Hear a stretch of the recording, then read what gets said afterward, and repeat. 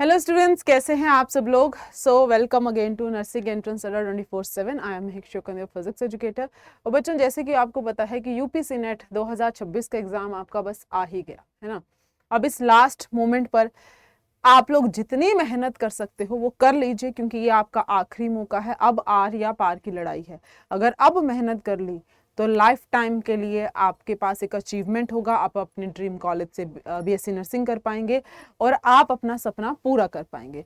तो आज का ये वीडियो रहने वाला है कि क्या वो फिजिक्स के इंपॉर्टेंट टॉपिक्स हैं इन लास्ट मिनट पे हम पढ़ सकते हैं, या बार बार आपको कौन से ऐसे टॉपिक हैं जिनको रिवाइज करते हुए आगे चलना है। तो आइए जरा शुरू करेंगे।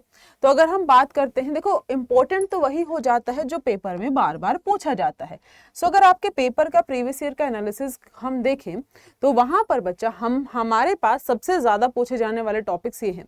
ग्रेविटेशन से आपका एक सवाल, यानी कि गुरुत्वाकर्षण से एक सवाल आपका पक्का आता है, चाहे फिर वो न्यूटन का नियम हो, चाहे वो केपलर के नियम हो, चाहे वो पलायन और कक्षीय वेग हो, एस्केप और ऑर्बिटल वेलोसिटी। तो आपको ये अच्छे से पढ़ना है। ऑसिलेशन से आपका एक क्वेश्चन पक्का आता है, दोलन से।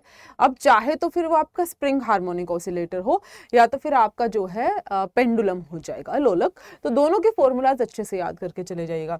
थर्मोडायनेमिक्स, ऊष्मा गतिकी, चारों की चार आपके प्रोसेसेस, उनका क्या इक्वेशन होता है, उनका क्या ग्राफ बनता है, उनका क्या वर्क डन का फॉर्मूला आएगा, एंट्रोपी क्या होता है, तीनों के तीनों, चारों के चारों मान लीजिए चलो थर्मोडायनेमिक्स के नियम आपको पता होना चाहिए। पहले नियम के ऊपर ज्यादा सवाल बनते हैं। कार्नोट का इंजन आपको अच्छे से पता होना चाहिए। आइडियल गैस इक्वेशन अच्छे से पढ़ के जानी है अपने को, ठीक है। आगे बढ़िएगा।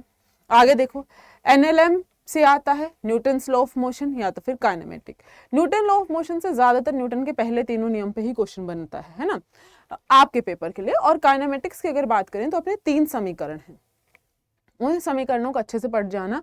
और प्रोजेक्टाइल भी कभी देखो, अगर समीकरण का सवाल आया तो बढ़िया है, नहीं तो फिर प्रोजेक्टाइल का क्वेश्चन आएगा, प्रक्षेप्य का। तो ये सारा एक ही चीज में इंक्लूड हो जाता है। इसीलिए मैंने आपको बोला फॉर्मूलाज पे थोड़ा सा ज्यादा फोकस रखना, क्योंकि यहाँ से न्यूमेरिकल पूछे जाने के चांसेस थोड़े से ज्यादा होते हैं। पिछली बार की भी अगर आप बात करेंगे, पिछली बार भी यहाँ से न्यूमेरिकल ही पूछा गया था, तो आपको यहाँ से न्यूमेरिकल्स के ऊपर थोड़ा सा ध्यान देना है। फॉर्मूला बेस्ड ही आएगा, ज्यादा मुश्किल आपका आने नहीं वाला। कूलम्ब का नियम, अब ये वैसे इलेक्ट्रोस्टैटिक्स यानी कि विद्युत स्थैतिक और चुंबकत्व का टॉपिक है, लेकिन बच्चा इसमें भी ना कूलम्ब के नियम से सवाल बहुत बार पूछता है। और मैग्नेटिक फोर्स, 2 फोर्सेज है आपके पास मैग्नेटिक वाली, कौन सी हो जाएंगी। एक तो अपने पास F is equal to q v B sine theta वाला टॉपिक बनता है, और एक बेटा अपने पास कौन सा बनता है, F is equal to B I L sine theta वाला टॉपिक बनता है। ये दोनों के दोनों जो आपके पास हैं फोर्सेस, इन दोनों से सवाल पूछे जा सकते हैं बच्चा। तो आपको ये दोनों अच्छे से पढ़ के जानी है, कैसे कौन से रूल की मदद से आप इनके डायरेक्शन निकालेंगे वगैरह वगैरह, तो ये आपको पता होना चाहिए। ऑप्टिक्स, प्रकाशिकी बहुत इंपॉर्टेंट है। देखो रे ऑप्टिक्स की अगर मैं बात करूं, मिरर का क्वेश्चन ज्यादा पूछता है, लेंस का बेसिक लेवल का क्वेश्चन पूछेगा। और अगर आप वेव की बात करेंगे, वेव में बच्चा अब तक सबसे ज्यादा YDSC young double slit experiment से क्वेश्चन पूछे गए हैं। तो कुछ और पढ़ो ना पढ़ो, यंग डबल स्लिट एक्सपेरिमेंट अच्छे से कर लेना। और अगर आप रे की बात करोगे, रे के अंदर बच्चा आपको जो है मिरर यानी कि अपने जो दर्पण होते हैं वो अच्छे से पढ़ के जाने हैं, और लेंसेज पे भी अपना ध्यान रखना। ये दोनों टॉपिक बहुत इंपॉर्टेंट हो जाएंगे। फिर आगे बढ़िएगा, photoelectric effect. Photoelectric effect के अंदर बच्चा अपने पास ग्राफ है, वहां से प्रॉपर सवाल बनते हैं, और आपकी इक्वेशन है। बस पूरा प्रभाव आपको पढ़ लेना है। क्या प्रॉब्लम्स आई थी, कौन सी प्रकृति लाइट की यहाँ पे इस्तेमाल की जाती है, क्या आइंस्टीन ने इक्वेशन दी थी, ये सारी चीजों के जो सवाल हैं आपसे पूछे जा सकते हैं, ठीक है। तो ये थे आपके फिजिक्स के वो वाले टॉपिक्स जहां से सवाल हर बार पूछा जा रहा है, जो कि इंपॉर्टेंट है आपके लिए। तो पढ़ लो, अभी लास्ट के दिन बचे हैं।